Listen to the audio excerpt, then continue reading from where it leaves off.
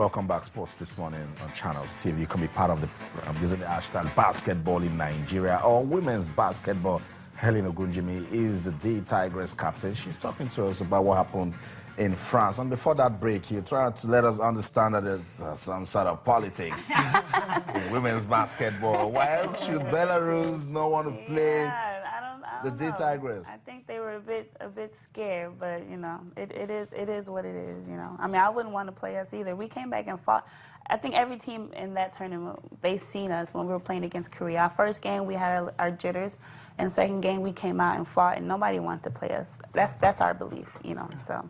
I mean, for Belarus, I remember the Twin Towers. That's what they call them. Do you think that gave them a bit of an edge over you guys? I mean, Luchenko is about 6'5". I mean, the other ladies about 6'8". Height doesn't matter. Height does not matter. We have Ndidi, we have Yinka, we had Elam, who else? Chioma. We have these great post players, and the height does not matter. As long as you have the heart, and that's what we had, it doesn't matter. We lost by 11 to number 10. Yeah, you know, so. Yeah, but Yelena Luchenko just kept on blocking your shots. Yeah. I mean, she had about the Varamayenko, I beg your pardon, had 5 blocks alone by herself. I think some of those shots could have fallen and helped Nigeria actually win the game. I mean, that's what they're there for. They're tall, so I would expect them to block shots, you know. But you know, yeah, they were good. I'm not going to take that from them. They were great players, and it's an honor to play against great players and players who even played in the WNBA. So that's a great thing. Good experience. Yeah, awesome. Okay, no, it's like you guys actually have the technical crew actually, tinkered with a little bit compared to the ones that were at the Afro Basketball Championship. We had the Italian technical advisor coming in. At what point do you guys know that you're going to be having someone as joining technical crew? I believe the federation knew, but some of the players I don't think we knew until we got there. So, but like anything, we all had to adjust, and we adjusted well. So what was it like, having like 3, 4, like 3, right? 3, yeah. 3 coaches. What was it like? It was great because they all are different, and they all have their different styles, and so they all implemented into our team. Coach Mo taught us the European style, and we kept our African style, and putting those together, it was a dynamic duo. So it was great. So would you say his inclusion in the setup, had a destabilizing effect on the team? His inclusion? Yeah, would you say that? It helped us. It did help you? Yeah, it really did help us. Nothing negative about his No. inclusion? He was great. He taught us, like I said, the European style of basketball, and it helped us. Playing against Africa, we just play African basketball. But when you're going against European countries, especially top 10 countries, we have to adjust. We can't just go there and just play African basketball. So Coach Mo came in and helped us, adjust us, setting screens, going over screens, going out on the screens, going out on help and stuff like that. And just the little details, the little things helped us. So, yeah. Yeah, because I was talking about in terms of preparations. Yeah. I mean, it wasn't part of the preparations. He just came to join the team for the championship. I'm thinking perhaps if you had a lot more time with the team. He was there. When we arrived, he was there. So, I mean, things happen. We didn't have enough time. That's fine, but we still proved, that we did good. So he was there throughout training camp in Turkey and back in Nigeria. So, yeah. Okay. So we did pretty good. Okay. I want to understand, what is African basketball?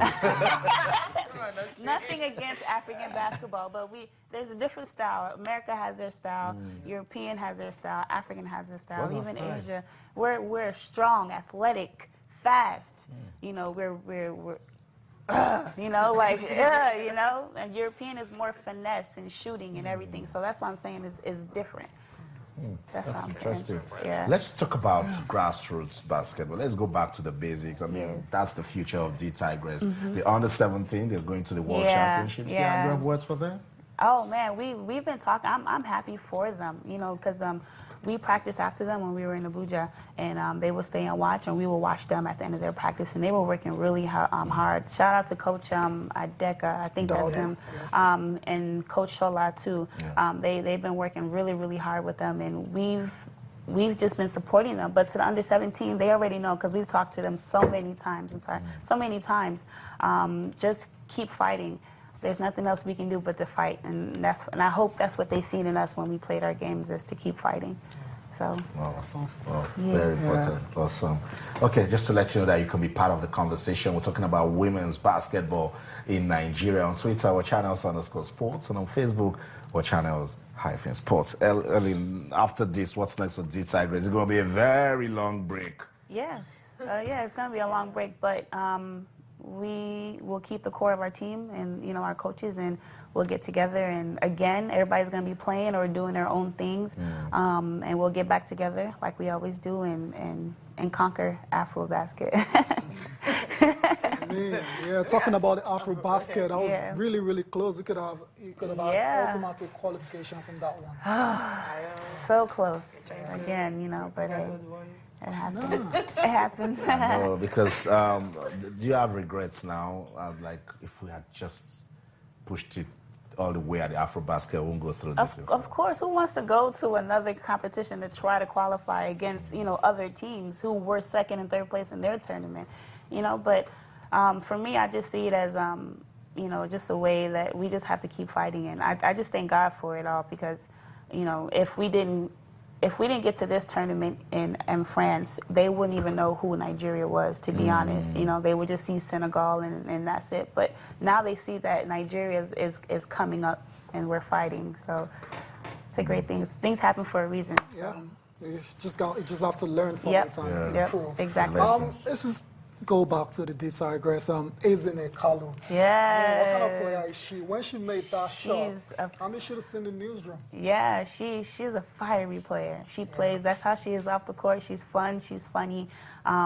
But when she's on the court too, she's extra fire. And when she hit that shot, I told her before, all the players, I told them, like, if you have a shot, shoot. Just shoot. Doesn't matter what, just shoot. And I'm happy she took that shot and helped us. That's right. Yes. You said God used that. God thank you, God. Thank you so much, Elena Gunjimi, for coming around. All the best. Thank you. Your club and country basketball career. Right now, I'm still working with my agent, but I will be going home training. I also started my first foundation, the Hello Foundation, and that's where I help to empower young girls and young boys and help them with basketball and education and just try to help others, because so many people helped me. So check it out on Facebook, Hello, HEL''O Foundation. Okay, that's a great That's word. it. Yeah. Okay, so that's Elena Gunjimi talking about women's basketball in Nigeria. Quickly, over the weekend, we're going to go back to it. When Cecilia yesterday was trying to talk about the fact that El Ali lost, I'm like, okay, that's none of our business. I know. Because Aimba, that game against them, shows that. Yeah, we haven't seen, because a lot of Nigerians haven't seen that particular game. So it's an opportunity, to watch it again. Let's see how Zamalek came to Port Harcourt to actually beat Aimba 1-0. Supporters of Enyimba getting into a very celebratory mood early on before this match gets underway, as the match referee from Mauritania underway at the Port Harcourt Stadium. The Mauritanian match referee, Mr. Ali, gets us underway of Enyimba playing from left to right, and the Zamalek side in all white. And you can quite clearly see how much rain and how much moisture is on the pitch here. Players are going to have to be very careful, because what's going to happen is that the ball's going to skid off the surface in some places where there's not as much water on the surface, and in places where there are puddles, the ball's going to stick in it and hold up, as it does right there. Could be a tricky encounter for both of these teams. A little bit of bunching in the middle of the park there from Zamalek, looking to get Ahmed Taufik away, 24-year-old Egyptian international. Switch play, looking for the left wing for Enyimba, knocked away by Hazem Imam. He has a little bit of space available for Ifeanyi Onyekbu. The first shot going through the defense of Zamalek and easily picked up there by the 25-year-old former El Masri goalkeeper Ahmed El Shanawi. The Al-Ahly losing by 3-2 in their match against Zesco yesterday. One could imagine that Zamalek would probably settle for a draw here before going back to Egypt to take on the Enyimba side in a later stage. Udo with an opportunity from the left-hand side. They can't get the shot away, and eventually it's Onowikbo who comes in again Looking for another corner. Coach Paul Aigabongun looking on from the touchline.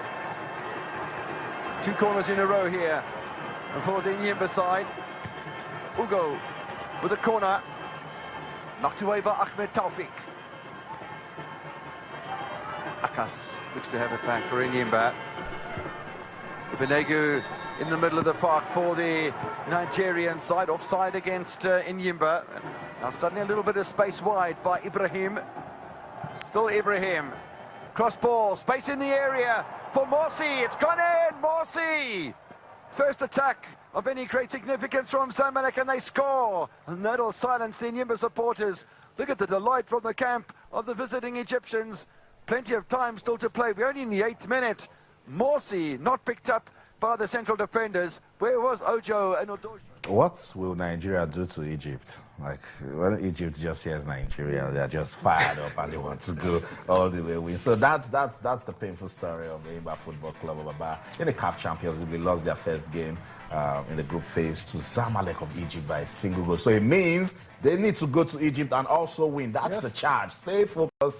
Go to Egypt, win. Go to Algeria, win. Go to South Africa, and win. Toby Emmanuel joins us now to take a look at all that is going down in our exciting world of sports. So it'll be good to have you on the program. Yeah, great morning. I mean, you just saw that game now, Toby. I love the pitch. No, you don't, Cecilia. Be honest. I do. It's fun. No, you don't. It's natural. It's natural. Yeah. We saw even at the Euro. Are you aware? Wait. And that's why I was shocked that Even at the Euro, we saw snow. We saw snow. We saw the hailstone. They had to stop the game a little and everything. Those are some natural phenomena that you can do. But it's because we didn't put the right texture in the field. That's why when rain falls, there should be things to absorb the rain and just take, because we don't have what it takes to have a good field, and that is what there is a problem. Point of correction. No. It's not we don't have what it takes. It's the government refused to do the right thing. No, the contractor or whatever who built the stadium should have said it's not the government himself. The government, if I give you a contract, you look at it and it's not okay, then at least they've tested that stadium. But that's not the case. The story is Enyimba lost. Yeah. Tactically, they couldn't put their hearts together. One, because even African football, even Nigerian football, we play typical rain football. We understand on issues when it comes. But the Egyptian comes here, like Austin said, Egyptians have become our nemesis now. We couldn't. The goal was scored very early into the game, but they couldn't come back and even show their hearts that they have what it takes. Remember, Enyimba struggled at the last minute to qualify for the group stage. Yes. And it's even more dicey now that Enyimba is playing and losing at home. Their next opponent, Mamelodi Sundowns, went to Algeria to win 2-0. So the situation is so dicey. They must make sure they will, like the Amaju Pinnick said yesterday, they've done it before in the past. We saw against Ismaili in the last group, also twice in the group stages. We've seen them coming back to. But this team must show that they are ready to play. That's because right. The last time they struggled to get to this stage, and every time you cannot be depending on luck or depending on last-minute efforts to get it. Because before you start depending on permutations. But I think Enyimba can go far, because when they started preliminary stage, they actually lost their own game at home too. So this is another answer. I don't care. I'm very optimistic. What's Cecilia told me? That pitch was unplayable. Yeah. Come on, let's be honest here. It's not water polo. Come on. It's football, right? I know. Okay, but Zamalek scored in that same pitch, right? Well, they had chances. To be fair, they had chances, but they couldn't convert those chances. That's just how you do it. But it's okay. It's okay. That's it. That's the story. We'll go on a quick break now. When we come back, we'll take a look at what the papers are saying. Sports this morning, don't go anywhere. Stay with us.